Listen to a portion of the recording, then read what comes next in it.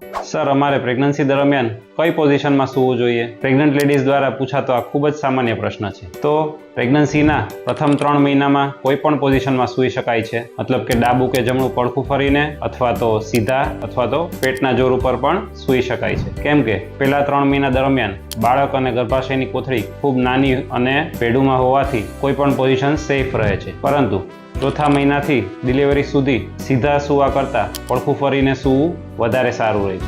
ડાબું પડખું અથવા તો જમણું પડખું, એમાં પણ જો ડાબા પડખે સૂઈ શકો તો વધારે સારું. આ પોઝિશનમાં સૂવાથી બાળક અને મેલીને લોહી, પોષણ તથા ઓક્સિજન વધારે મળે છે. આ ઉપરાંત છેલ્લા મહિનાઓમાં, મતલબ કે 8મા 9મા મહિના દરમિયાન ટમીની સાઇઝ ઘણી વધી ગયેલો હોય છે. આથી ટમીની નીચે, બે પગની વચ્ચે તથા પીઠની પાછળ એક્સ્ટ્રા પિલોઝ યુઝ કરવાથી તમારો કમ્ફર્ટ વધશે અને સારી ઊંઘ મેળવવામાં મદદ મળશે. તમને તમારી પ્રેગ્નન્સીમાં કઈ પોઝિશનમાં સૂવું સૌથી વધારે કમ્ફર્ટેબલ લાગતું હતું? નીચે કમેન્ટ કરીને જરૂરથી કહેજો.